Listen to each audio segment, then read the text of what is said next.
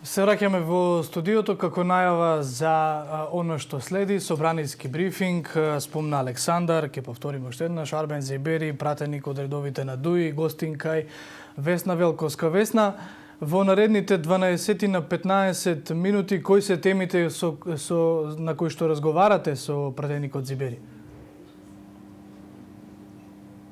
Така е, Чаловски, гостин во нашиот собраниски брифинг е пратеникот Арбен Зибери од редовите на Демократската унија за интеграција.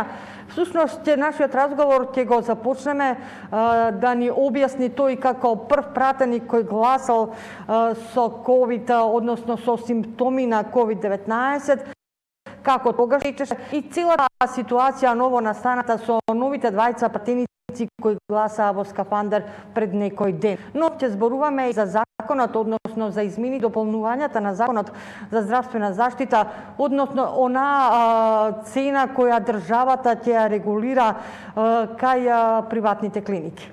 Добро утро, господин Зибери. Добро утро и поздрав до сите гледачи на вашата емисија. Така, вие бевте првиот пратеник кој влезе во собранието со симптоми на COVID-19 и гласаше тогаш за формирање на новата влада. Како течеа тогашните процедури и што се смени за да се крене целата оваа врева од страна на опозицијата со гласањето од пред некој ден на двајцата заболени пратеници од владеачкото мнозинство кои влегува во собранието со скафандар? Да. По сите оние здравствени протоколи. Да. Значи, така е, тогаш јас гласав во истата просторија каде што гласа и колешките во неделата. По сите пропишани правила од соодветната комисија за заразни болести, беа запазени сите протоколи и тогаш и сега, иако што тогаш јас кога гласав уште немав решение за изолација, зашто уште не бев тестиран, но имав благи симптоми кои што мен се сомневав дека може да бидам заразен и заради колегијалност го извести председателот на собранието дека не е убаво да додека не се тестирам да работам или да гласам од пленарната седница. Но без разлика од Но се испостави дека се позитивен после да. И сметам дека правилно постапив. И колешките што гласа во неделата, значи гласа според сите пропишани правила. Исто така има протокол како тоа треба да се направи. Колешките не беа во контакт со ниту еден пратеник или од службата во собранието на Република Северна Македонија. Па впрочем тоа и председателот после тоа утредента имаше нели комисијата, односно инспекција од трудова инспекција која што излезе со оценка дека се запазени сите протоколи. Но тука сакам да напоменам дека ова што го прави опозиција стварно е многу нечовечки, многу се гледа дека нивната цел е само една цел имат, да ја блокират работата на собранието, ништо друго не ги интересира. Ние како парламентарно мнозинство, поточно председател на собранието, уште првиот ден кога се формираше ова мнозинство, предложи тој самиот ние да може да работиме и онлайн, заради знаевме дека ќе се соочиме со ваква ситуација. И тогаш и тој предлог опозицијата не го прифати. И таму го блокираше. И таму многу децидно пишуваше дека ова се однесува само на пратеници кои што ќе имат решение за изолација од државен санитарен инспекторат. Не за секој. Месеци да не имаме промена во нивниот статус. Значи тоа не им чинеше. Ова сега да доаѓат пратениците, ги терат луѓето од дома, значи болни, да доаѓат, да гласат. Зошто дојдоа тие луѓе да гласат? Дојдоа токму заради интересите на граѓаните. Значи, од една страна излегуваат секој ден по пресконференции и како тие се грижат за граѓаните. Поточно беше во прашање петиот пакет мерки, економски мерки, кој што беше предложено од владата. Опозицијата тврди дека имаше мнозинство, но мнозинството беше неизвестно до последниот, до самиот ден на гласањето. Опозицијата никогаш не прави мнозинство кога реално ние не сме 61 во салата. Тоа константно тоа го прават. Затоа тие не поддржа онлайн работење. Сега не критикуваат зашто пратениците дошле да гласат така по скафандери или пратеници кои што се заразени. Значи, ова е многу јасно и се гледа дека нивната цел е само блокирање на собранието. Ништо друго нема цел. Затоа граните мислам дека ова веќе опозицијата отворено говори дека блокирањето преку блокирање на оваа институција се сака и превремени парламентарни избори. Да, ама Дали е возможно тоа не е возможно. Сега не е возможно тоа. Ние не сме избрани. Кој од опозицијата излегол во кампања и да каже дека сакаме да не гласате за да одиме да го блокираме собранието. Ние и тие исто се плаќаме. И ние сме избрани да работиме, да придонесеме, и опозицијата може многу да придонесе во работата на собранието, во подобрување на законите. Да, затоа мислам дека патот кој што е избран со блокирање не им оди во прилог ни прво на граѓаните, но ни на самите политички партии кои што се во опозиција. Господин Зибери, денеска во Комисијата за здравство се измените предлог измени за Законот за здравствена заштита. Со овие измените владата ќе може да ги регулира цените за здравствените услуги во приватните болници за да може во време на животно загрозувачка криза цените да бидат подостапни за граѓаните. Значи ова го пишува во законот. И сега моето прашање, ако говориме за намалување на цените, ако во приватните болници еден ден за болните од коронавируса чини околу 1000 евра, со овие измени колку би можело да ги чини истиот тој ден граѓаните заболени од ковид кои ќе одберат нели да се лечат во приватните клиники? Да, значи со новите измени што се предвидуваат во законот, значи се става ограничување, односно се определува точно цената колку може да чини едно болничко лекување во приватните здравствени установи. Значи таму е од 40.000 денари до највисоката цена може да изнесува 300.000 денари, не како до сега која што беше енормна сума на пари што граѓаните ги плаќат.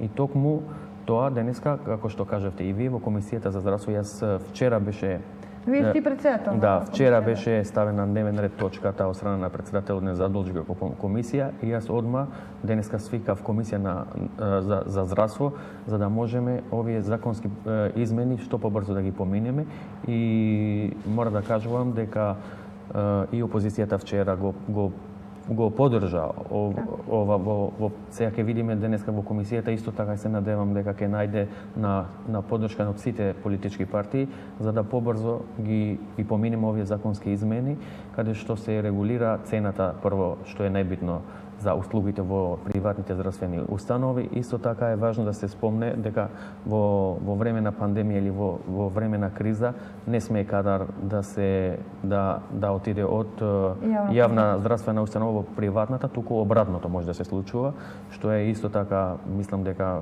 големо постигнување и со овие законски измени сигурно ќе им бидат подостапни на граѓаните сите и нивни услугите од приватните здравствени установи, не само што се однесува не само за цените, туку и може да се искористат и другите нивни капацитети во болници. Сепак се чини дека само приватните клиники и лаборатории останаа недопрени од ковид здравствена, економска и така натаму криза. Дури јавноста некако обвинува, се слуша веќе гласини за ковид профитерство врз грбот на болните. Зошто власта толку доцна ги презеде овие чекори? Знаете што, не се доцна превземени чекорите, туку сепак се работи за законски измени кои што барат време, кои што треба да се седне со приватните установи, зашто сепак тие се приватни установи, треба да се наоѓа некој заеднички јазик и тие функционираат врз база на закони кои што се на сила, така да мислам дека има такви мислења за ковид профитерството или не знам што, но сега ова е ситуацијата реална и сепак се работи за една ситуација која што се соочува не само ние, туку цел свет со истите проблеми, зашто сепак ова е пандемија која што никој не можеше да предпоставува како ќе се одвива. Ние еве цела година, значи секој ден се гледаме дека најбитната работа во сите земји, како и кај нас, е токму тоа да се справуваме со ова пандемија. Некој да прашам, дали со овој закон се опфатени лабораториите за тоа со своите цени?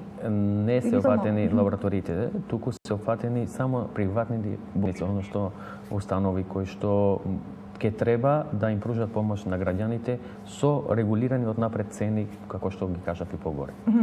И последното прашање, морам да го цитирам законот. Во законот, во законските измени пишува дека во случај на исполнување на капацитетите за лекување на болни од ковид во јавните установи, значи по претходна дадена согласност од Министерството за здравство, лекувањето на заболени лица да се може да се врши во приватните клиники.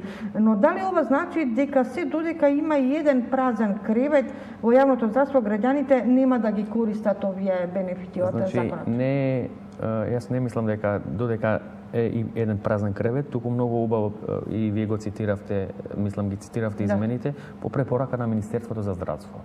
Во Министерството за здравство постои тим од луѓе кои што ќе оценат во зависност и од клиничката слика на пациентот. Да не биде предосна. Сигурно да не биде предосна, и тие ги имат сите информации и од страна на соодветните институции, значи јавни здравствени установи, и сигурно по нивна препорака ќе може и некој пациент кој што веќе лежи таму, па по нивна препорака да се префрли за подобра здравствена услуга. Така да мислам дека е многу убаво направено за да по препорака и од Министерството да можат да се упатат пациентите во нивните установи, односно во приватните установи, зашто ако Министерството препорачува, тие ќе бидат должни на тие пациенти да им дават здравствена нега. Денеска дали ќе се најде на денешната собраниска седница овој закон? Значи прво треба да помине на Комисијата за здравство. Но здравство. бидејќи власт и опозицијата имаат заеднички став околу овој закон? Опозицијата најави и некои амандмански измени, но уште ги немаме видено што предвидува со тие амандмански измени. Денеска во 13 часот е закажана седницата, ќе видиме што точно нудат, и јас сум убеден дека денеска ќе помине во Комисијата за здравство овие измени, па после нормално јас ќе го известам председател на собранието и се надевам дека во најбрз можен рок тие измени ќе поминат и на пленарната седница. Господине Зибери, ви благодарам за разговорот и за сите овие информации што ги кажавте за нашите гледачи и за јавност. Ви благодарам и на вас за поканата и се надевам дека ќе се видиме во друга прилика. Така, секако. Студио, ова беше нашиот разговор со пратеникот од редовите на ДУИ, господин Арбен Зибери.